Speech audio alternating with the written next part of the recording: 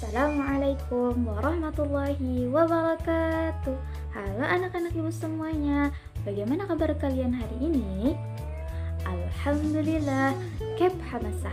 Nah, walaupun anak-anak ibu sedang belajar di rumah aja, tapi kalian harus tetap semangat ya mengikuti pembelajaran pada hari ini. Jangan lupa jaga kesehatan dan juga kondisinya. Apabila keluar rumah, mengikuti semua protokol kesehatan yang telah ditetapkan oleh pemerintah, yaitu dengan melakukan 3M. Mencuci tangan, memakai masker, menghindari kerumunan, dan juga menjaga jarak. Baik, sebelum masuk ke pembelajaran, yuk kita absen dulu. Untuk absen, silahkan kalian kirim voice note kalian ke grup WhatsApp kita dengan format nama, kemudian hadir. Contohnya seperti Habibi hadir. Nah, seperti itu anak-anak.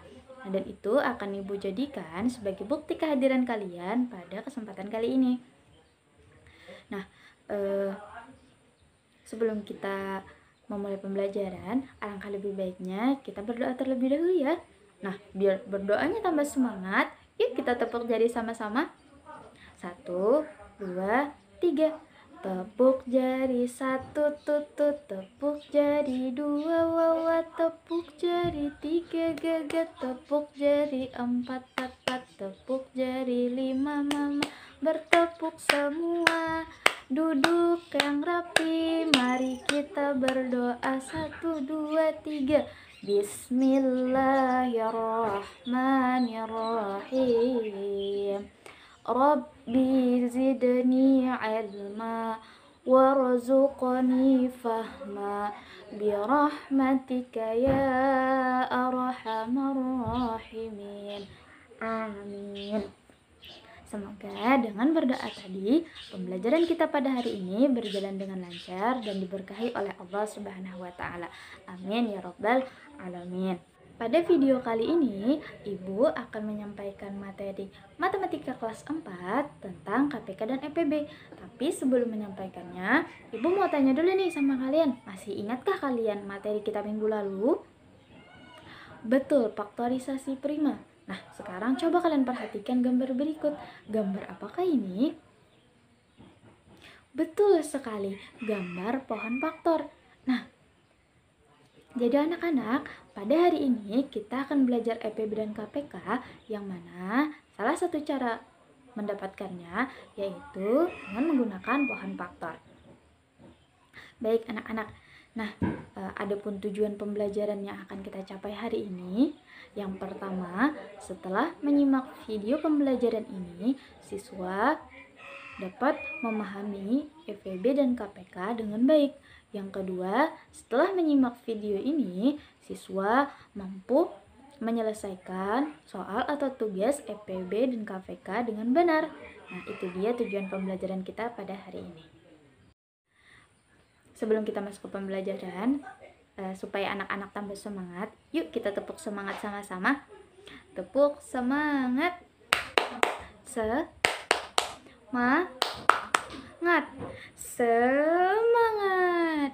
Nah, bagaimana anak-anak? Apakah anak-anak semua sudah semangat? Pastinya dong. Nah, sebelum kita lanjut ke pembelajaran, yuk anak-anak siapkan buku dan alat tulisnya dan juga simak baik-baik penjelasan dari Ibu ya. Baik, pada kesempatan kali ini Ibu akan menjelaskan materi tentang KPK dan EPB. Nah, sekarang Ibu mau tanya dulu nih sama kalian. Kalian pernah mendengar kata-kata KPK dan EPB? Nah, KPK di sini bukan untuk orang-orang yang korupsi itu ya anak-anak, tapi KPK di sini adalah kepanjangan dari kelipatan persekutuan terkecil. KPK itu adalah kelipatan dari bilangan-bilangan yang paling kecil di antara kelipatan persekutuan atau yang sama dengan yang lainnya. Cara yang dapat dilakukan untuk menentukan KPK itu ada 4 cara. Yang pertama, mengalihkan secara langsung. Yang kedua, menggunakan garis bilangan. Yang ketiga, menggunakan pohon faktor. Dan yang terakhir atau yang keempat dengan teknik sengkedan. Nah, sekarang Ibu akan menjelaskan cara-caranya satu persatu pada kalian. Jadi mohon tolong dengarkan dan simak baik-baik ya anak-anak. Cara yang pertama yaitu dengan mengalihkan secara langsung. Nah, contohnya, tentukan KPK dari 4 dan 6. Jadi kita tentukan kelipatan 4 dan 6. Untuk menentukan kelipatan sendiri itu bisa ditambah dengan angka dasarnya, atau 4 itu ditambah 4 atau 4 dikali 2. Nah, jadi bisa dilihat itulah kelipatan dari 4 dan 6. Nah, untuk kelipatan persekutuan sendiri itu adalah angka yang sama di kelipatan 4 dan 6. Itu disebut dengan kelipatan persekutuan. Nah, jadi yang samanya adalah 12, 24, 36, dan 48. Nah, adapun KPK itu sendiri adalah kelipatan persekutuan terkecil. Nah, jadi kita lihat mana kelipatan persekutuan yang kecil di antara 12, 24, 36, dan 48. Nah, pasti angkanya adalah 12. Nah, jadi seperti itu anak-anak cara yang pertama. Next, adapun cara yang kedua yaitu dengan menggunakan garis bilangan. Contoh, Tono dan Bagas mengikuti latihan berenang secara bersama-sama. Tono berlatih 2 hari sekali dan Bagas 5 hari sekali. Jika hari ini Tono dan Bagas berlatih bersama-sama, berapa hari lagi mereka berlatih bersama-sama lagi? Nah, adapun cara menjawabnya yaitu dengan kita menggunakan garis bilangan. Kita gambar dulu garis bilangan. Kemudian untuk Tono, karena dia berlatih 2 hari sekali, jadi kita menggunakan kelipatan dari 2. Kelipatan dari 2 yaitu 4, 6, 8, 10, 12, 14, dan seterusnya. Adapun untuk Bagas, karena dia berlatihnya sebanyak 5 hari sekali, maka kita menggunakan kelipatan 5, betul. Nah, kelipatan 5 yaitu 5, 10, 15, 20, dan 25. Nah, untuk menentukan kelipatan persekutuan yaitu mana panah antara Tono dan Bagas yang menunjukkan hasil yang sama, nah yaitu angka 10 dan 20. Nah, sedangkan KPK sendiri adalah kelipatan persekutuan terkecil. Jadi KPK dari 2 dan 5 itu adalah 10. Jadi Tono dan Bagas akan berenang bersama-sama pada 10 hari yang akan datang. Nah, mudah bukan? Nah, kita lanjut yuk ke cara yang ketiga, yaitu menggunakan pohon faktor. Nah, mungkin kalian sudah belajar ya pada pertemuan sebelumnya. Nah, di sini Ibu akan kembali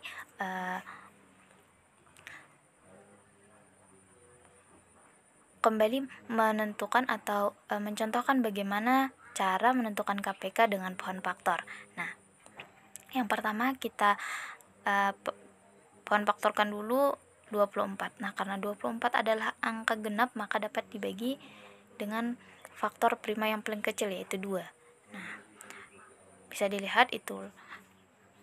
Dan juga angka 30 sama, karena dia angkanya genap, maka dapat dibagi dengan 2.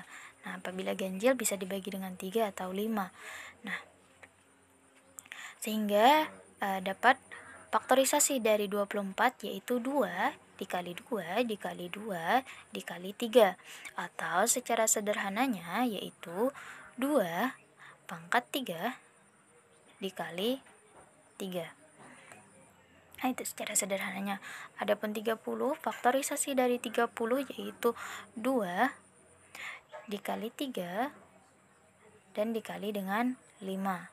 Nah, untuk KPK sendiri pada penggunaan pohon faktor yaitu mengalihkan semua faktor prima. Nah, pada penggunaan pohon faktor ini, faktor prima yang diambil adalah faktor prima yang sama dan pilih pangkat yang terbesar. Nah, jadi KPK dari 24 dan 30 yaitu 2 pangkat 3 kali 3 dikali 5. Jadi hasilnya sama dengan 120. Nah, bagaimana anak-anak? Apakah sudah bisa dimengerti? Nah, next yuk kita lanjut ke yang terakhir, yaitu menggunakan teknik sengkedan. Nah, contoh, tentukan KPK dari 24 dan 30. Nah, teknik sengkedan ini adalah menggunakan tabel, anak-anak tabel yang berjajar ke bawah. Nah, jadi 24 dan 30 karena kita menggunakan faktorisasi yang terkecil, yaitu pembagian 2 dulu. Nah, dapat hasilnya yaitu 12 dan 15, kemudian 12 dan 15 itu kita bagi 2 lagi, dapat hasilnya 6, dan 15 itu tidak bisa dibagi 2, maka tetap diturunkan 15. Nah, kemudian kita bagi 2 lagi, dapat hasilnya 6 dibagi 2, 3 dan 15 itu tidak bisa dibagi 2, maka turunkan lagi 15. Nah, karena dua-duanya angka ganjil, maka dapat kita bagi dengan 3. 3 dibagi 3 hasilnya sama dengan 1, dan 15 dibagi 3 sama dengan hasilnya 5. Nah, karena masih ada angka yang terbesar yaitu 5, maka dapat kita bagi lagi dengan faktorisasi 5. Nah, 5 dibagi 5 hasilnya 1, dan 1 itu tidak bisa dibagi 5. Nah, untuk menentukan KPK dengan menggunakan teknik sengkedan ini yaitu mengalihkan semua faktor prima pembagi. Nah, yang saya bulati merah itu adalah faktor prima pembagi. Jadi KPK dari 24 dan 30 yaitu 2 dikali 2 dikali 2 dikali 3 dikali 5, atau 2 pangkat 3 dikali 3 dikali 5. Maka hasilnya adalah 120. Jadi itulah cara-cara yang biasanya digunakan dalam menentukan KPK atau kelipatan persekutuan terkecil. Terserah mau menggunakan cara yang mana saja. Lanjut, yaitu faktor persekutuan terbesar atau FEB, yaitu faktor dari bilangan-bilangan yang nilainya paling besar di antara faktor persekutuan yang sama dengan yang lainnya. Ada dua cara yang dapat digunakan. Yang pertama menggunakan pohon faktor, yang kedua menggunakan teknik sengkedan. Cara menentukan FEB yang pertama yaitu dengan menggunakan pohon faktor. Nah, pohon faktor yang digunakan itu sama seperti kita menentukan KPK tadi. Nah, faktorisasi dari 40 yaitu 2 dikali 20, 2 dikali 10, dan 2 dikali 5. Nah, ini sudah mentok, jadi habis. Jadi faktorisasi dari 40 yaitu 2 dikali 2, dikali 2, dan juga dikali 5. Sehingga secara sederhananya yaitu didapat 2 pangkat 3 dikali 5. Adapun 60 faktorisasi primanya yaitu 2 dikali 30, 2 dikali 15, dan 3 dikali 5. Nah, hingga faktorisasi yang didapat yaitu 2 dikali 2 dikali 3 dan dikali 5. Nah, atau secara sederhananya yaitu 2 pangkat 2 dikali 3 dikali 5. Jadi, untuk menentukan EPB menggunakan pohon faktor ini yaitu dengan mengalihkan faktor prima yang sama dengan pangkat terkecil.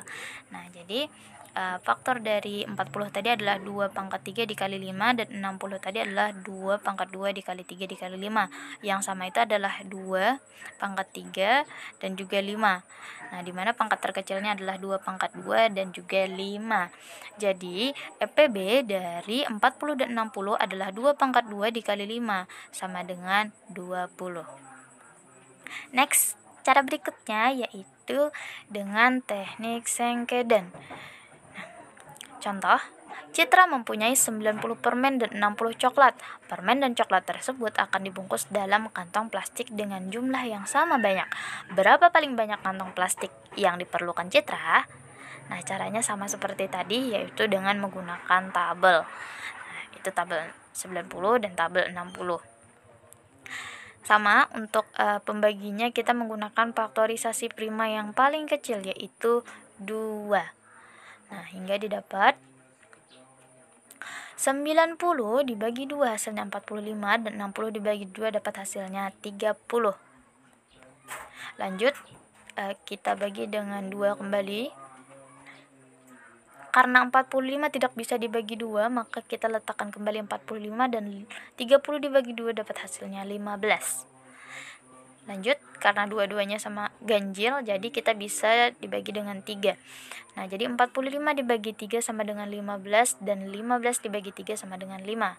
Nah, lanjut, kita bagi 3 lagi. Nah, 15 dibagi 3 sama dengan 5, dan 5 itu tidak bisa dibagi 3, maka kita tetap turunkan 5. Lanjut, 5 kita bagikan dengan 5 karena dua-duanya sama angka 5, jadi bisa habis dengan pembagian 5. Jadi, cara menentukan EPB dengan menggunakan teknik sengkedan ini adalah mengalihkan semua faktor prima yang dapat membagi kedua bilangan. Nah, manakah faktor prima yang dapat membagi dua bilangan? Nah, ya seperti bisa dilihat seperti yang saya bulatin. Jadi EPB dari 90 dan 60 yaitu 2 dikali 3 dikali 5 sama dengan hasilnya 30. Jadi banyak kantong plastik yang diperlukan Citra yaitu 30 lembar. Jadi itulah cara-cara yang biasanya digunakan dalam menentukan KPK dan EPB. Seperti itu anak-anak. Nah, itulah penjelasan Ibu tentang FEB dan KPK dan juga cara pengerjaannya. Bagaimana tingkat pemahaman kalian tentang KPK dan EPB? Ibu akan memberikan tugas mandiri kepada kalian. Yuk, silahkan dikerjakan.